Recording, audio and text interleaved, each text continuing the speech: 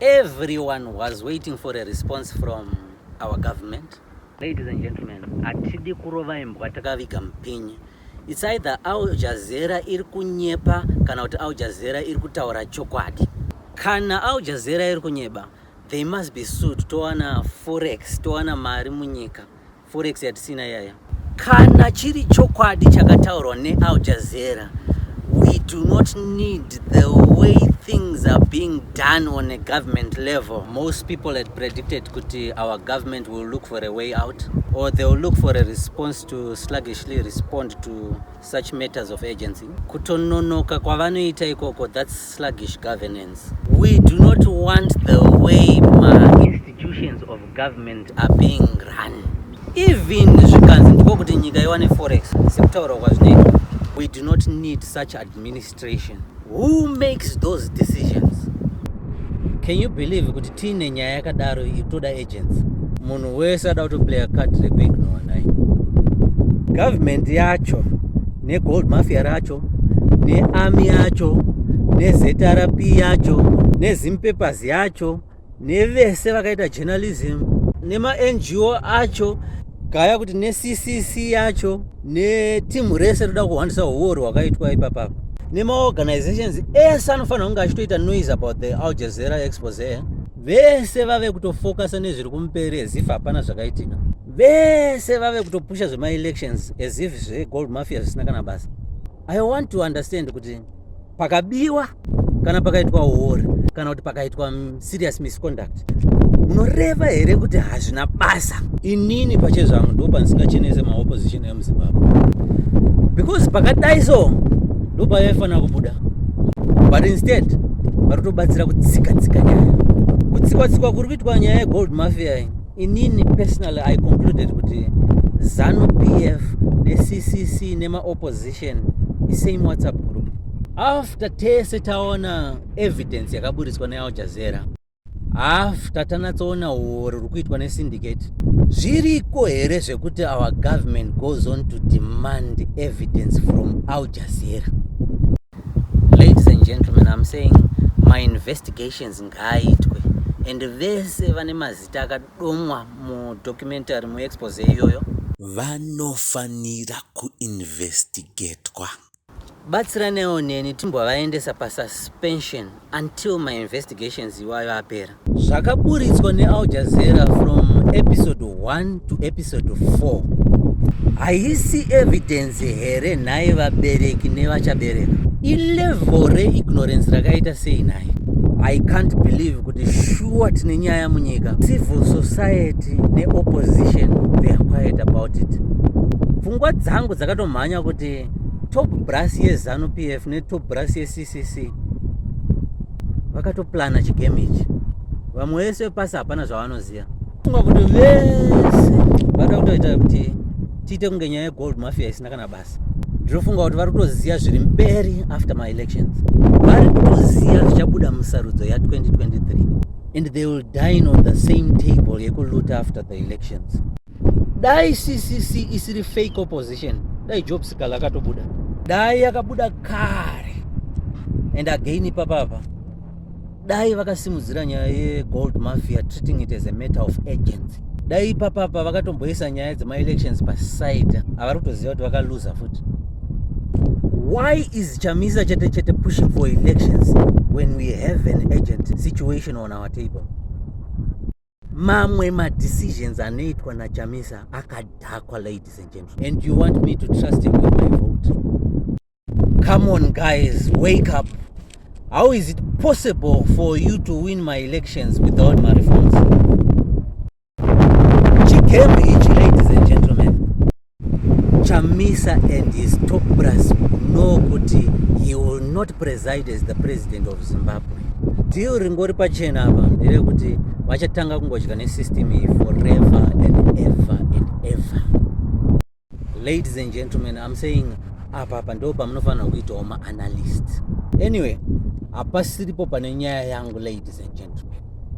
Newsday Zimbabwe, 3 May 2023, subheading red: Government demands evidence from Al Jazeera. They want to make us believe that they are waiting for evidence from Al Jazeera. I don't know what kind of evidence they want. Ladies and gentlemen, I am saying this is yet another card them to sluggishly deal with such important matters. I'm saying this is yet another jet to protect the gold mafia and a way to shelve the current scandal. This is exactly how scandals are shelved in Zimbabwe. Vanonyebera kuzungaira vachiita sluggish governance. Apart from the diamond scandal, apart from the fuel scandal, apart from the gold mafia scandal, Zimbabwe has more than 20 scandals which have been shelved, which most of us know about. And those scandals affected the development of Zimbabwe since 1980. Since 1980, taifunga kuti nyika iri kudevelopa. But that wasn't the case. And we as Zimbabweans have been tolerating delays in justice. And we have been tolerating nonsense for too long. Zvekuti taingosiya mascandals achiitika. Tisina kana kuconfront the alleged perpetrators who happen to be our leaders. Taitadza kana kuita the least expected things, like pusha our relevant authorities to do transparent investigations for the sake of order. Kana mwana wa Mugabe bona Mugabe, mwana akabuda ne 21 farms plus other properties. Kochi baba chacho Mugabe nechimama chacho mai Mugabe vakatora pakuru pakaita sei. Those politicians are getting away with scandals. Those politicians are getting away with corruption. Those politicians are getting away with massive economic terrorism. Innocent Zimbabweans are in poverty because of that level of tolerance. Yakanyanya tolerance yedu. Tinozozvinyanya zvekutolerate rubbish. I think we lost over $100 billion because of those shelved scandals. Mugabe akabuda nezvakawanda tichingosekerera. Not to mention Chihuri, Chombo, Anakasukuere nerimwe timu rese nema close allies ese. Vese ivava vatu vasema. My question is, vakabuda nemaproperties akaita sei? Vakabuda nemazimara akaita sei? Vakabuda nei? Zvakabuda nemwana chete wa Mugabe. Takutozvinzwa ezvinezvi because zvakuda kutorwa nemukwasha. Divorce settlement irikuya through the divorce case yapona na Simba Chikori.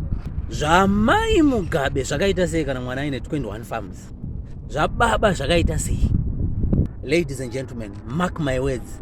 Mascandals nemaproperties nezvimwe zvinhu zvaED Munangagwa zvichazobuda after abva pachigaro futi.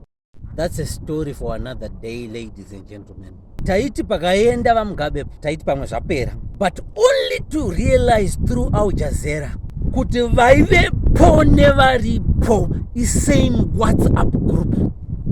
We do not have sincere leaders, and those scandalous leaders are protected by vanhu isusu. But ngwaraiwo imi vari kuprotecta machef. Chef vanoita 100 properties mumatowns. Iwo unoita 1 property mumamisha. I want you to remember kuti mese imi muri kupara mhosva. And vanhu vakagara kumaterrace vari kuona havo. But ichasvika nguva yemakonsekwensi acho. Kana pakuzosungwa syndicate renyu mese, iwo unonyorera 1 property. Potse machef anogezera nyaya iwewe. Tiri kuti kana chef aine 100 properties, piwawo 10% wangu.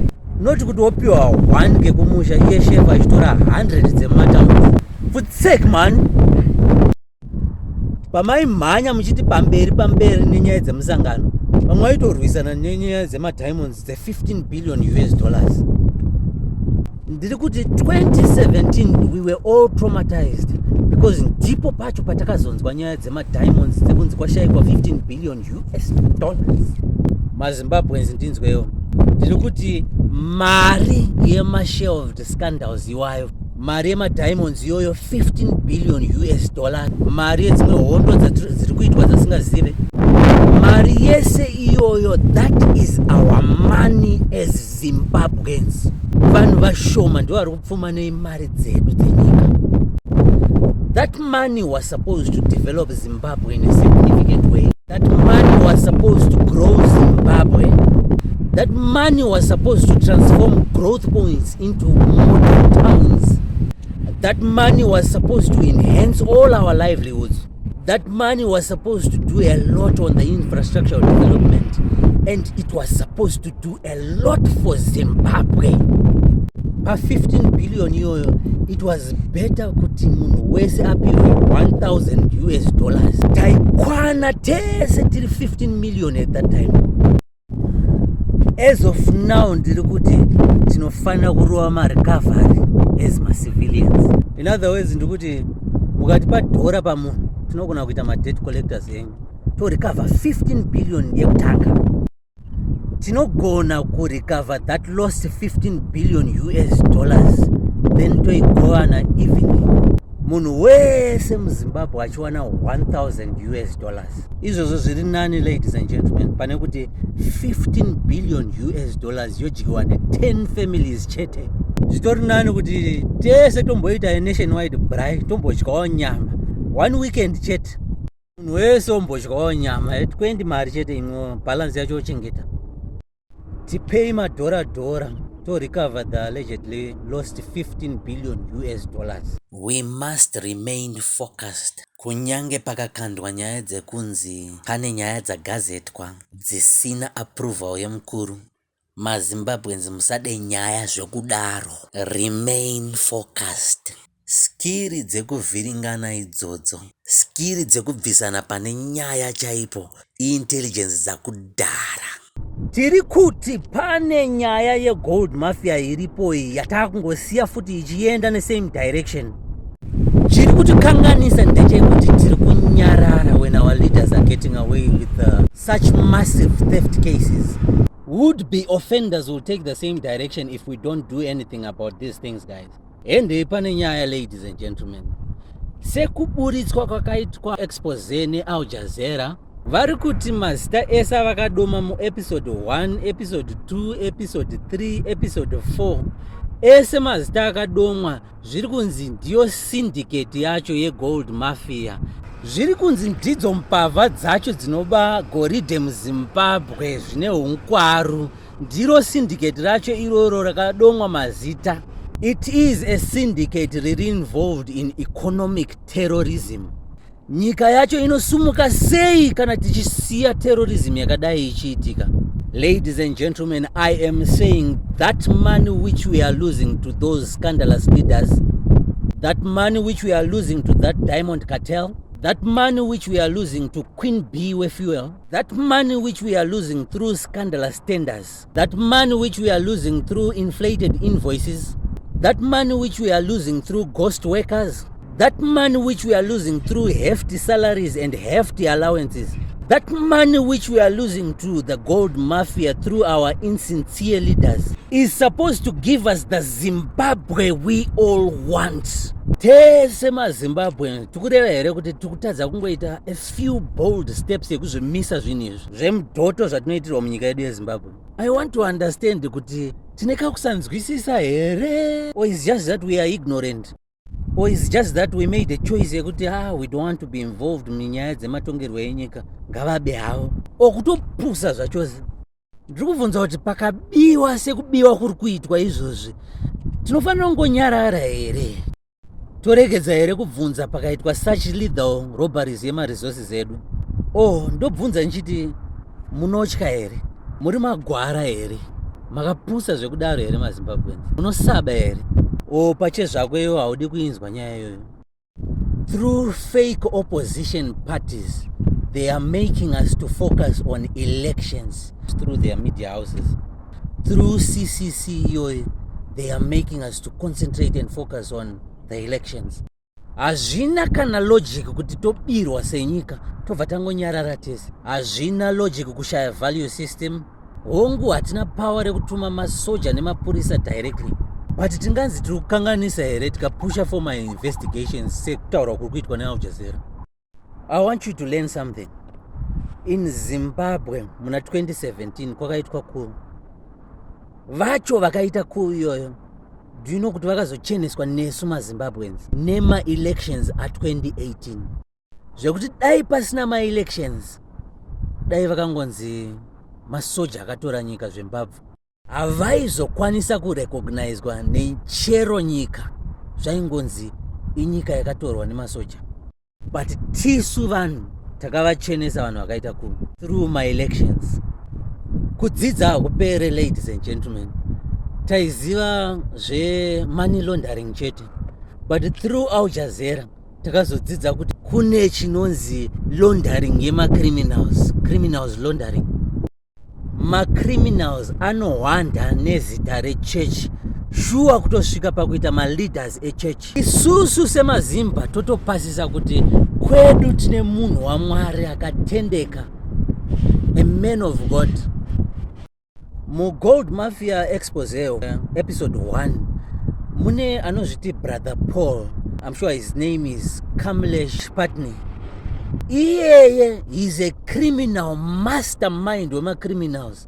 Akaenda run from Kenya akatizira muZimbabwe, akatotiza kuKenya neumbavha, akauya muno muZimbabwe isitotomita brother Paul kutomuendorsa because Zimbabwe inozikanwa nekupusa kudaro.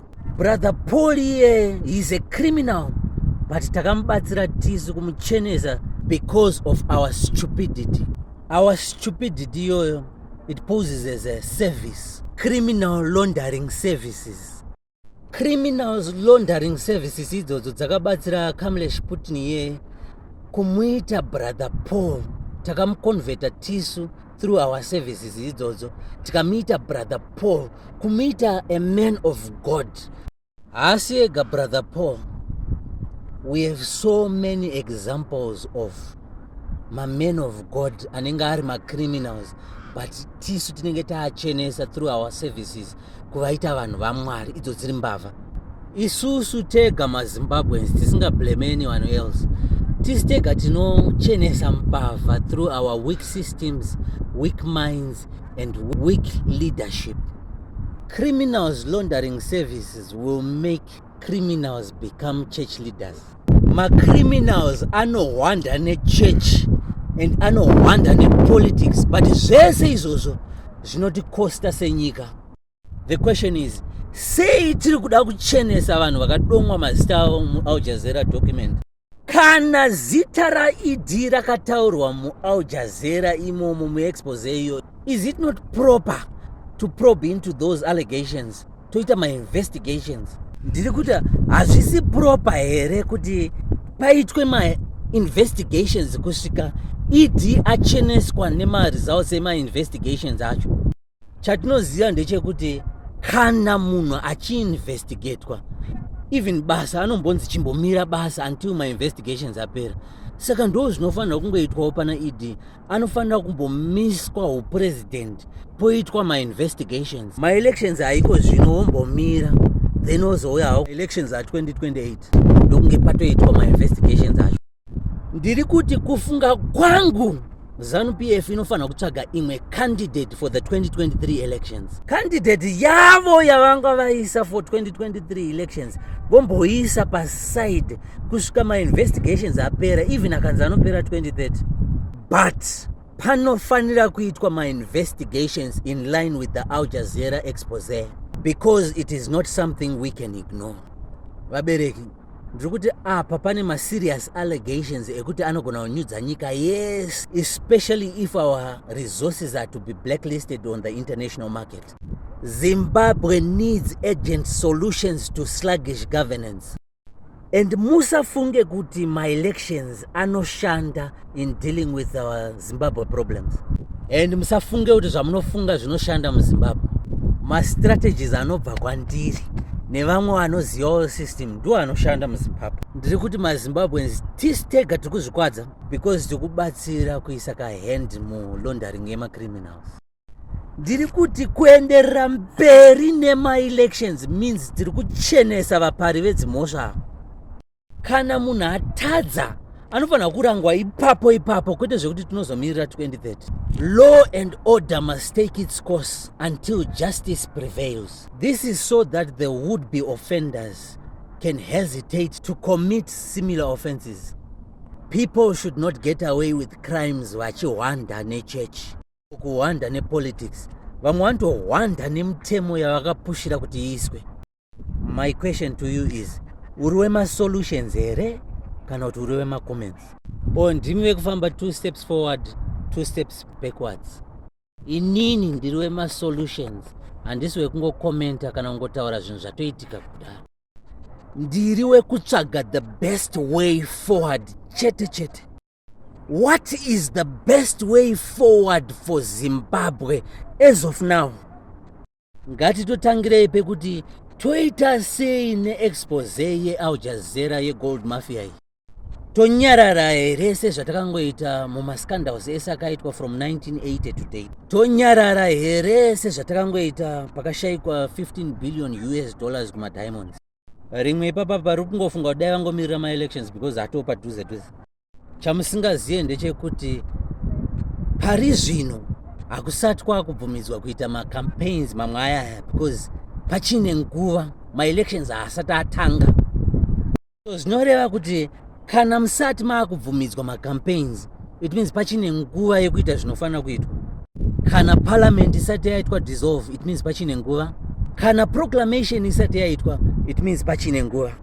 You must all understand kuti tine unresolved issues on our political, socio-economic table, and those issues are a matter of urgency. I'm saying expose yakaburitswa neAl Jazeera inoita kuti tishaye confidence in our government. And antitese tinoziva kuti kana vanhu vasisina confidence in government, hapana chinombofamba munyika. Namibia yakapindwa in the same way yatakapindwa neAl Jazeera iyoyi. KuNamibia they reacted mbichanawo, but chandoziva ndechekuti vakasungisa vakuruwo vamwe. Isusu toita sei neexpose yeAl Jazeera yeGold Mafia? Toita sei to protect our natural resources? Toita sei to fix our Zimbabwe problem before we get into more serious problems? From our last video, we had asked for 10 proposals on how we can react to the Al Jazeera expose. Here are my submissions. Here is what I think we should do as Zimbabweans.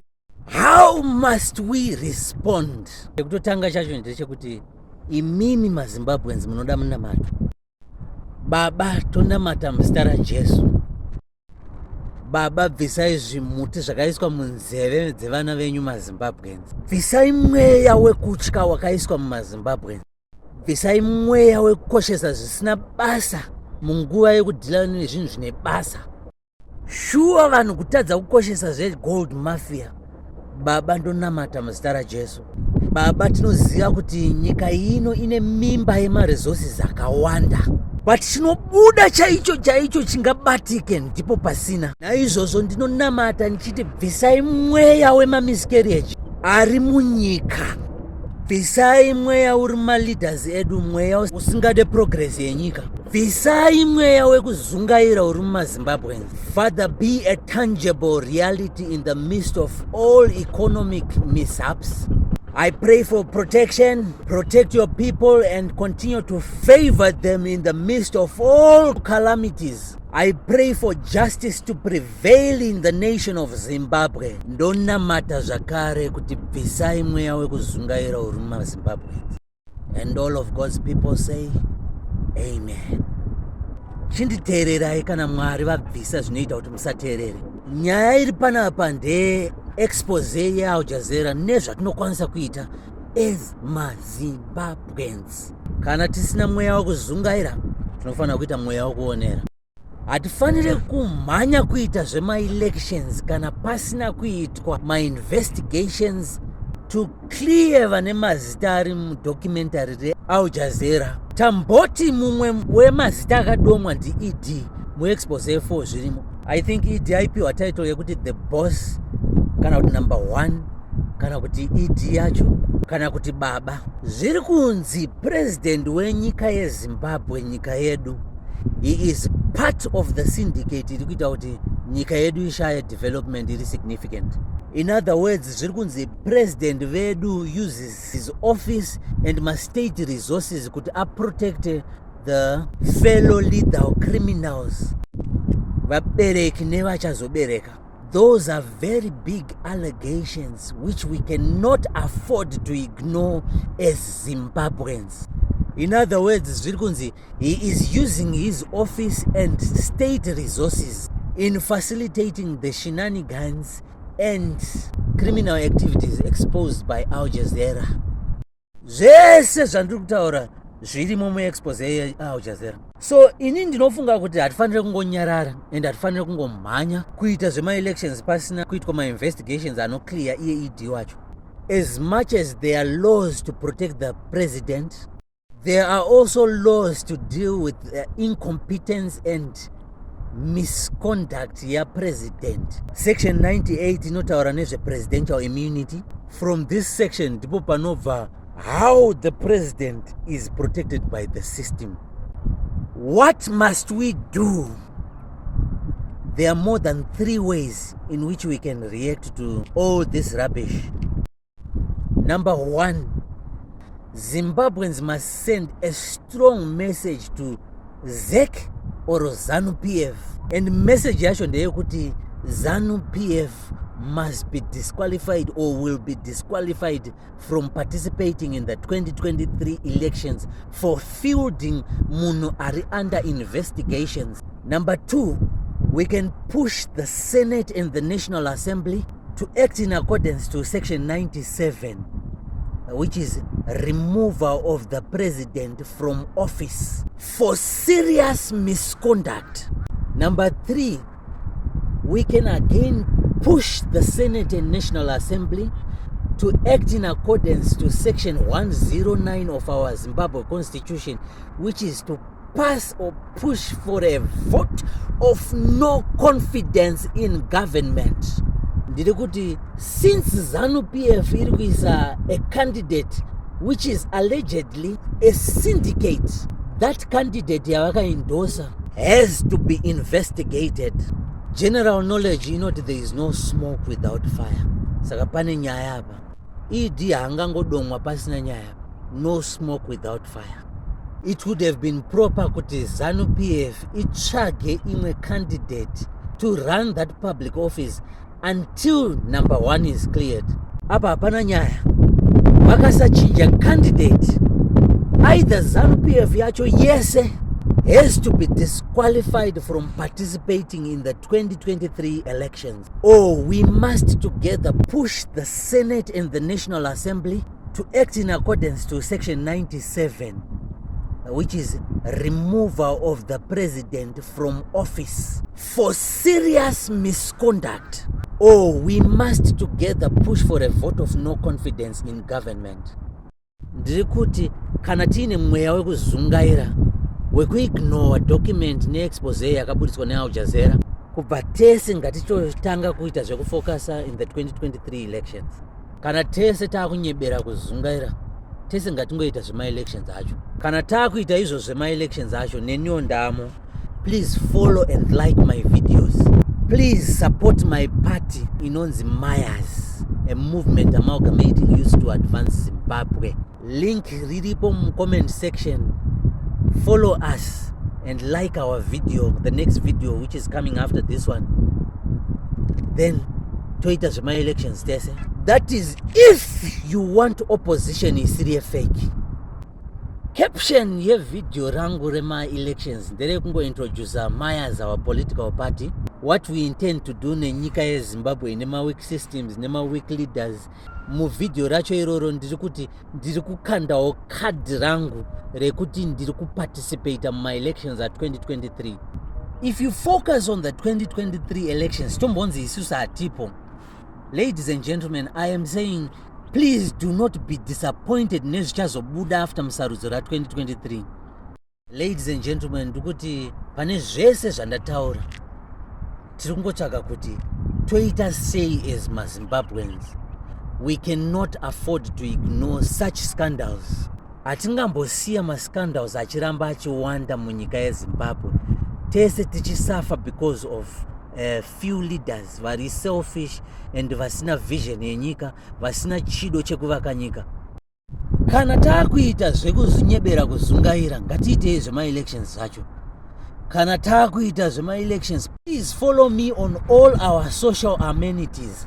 But kana tisina kuzungaira, we must demand justice.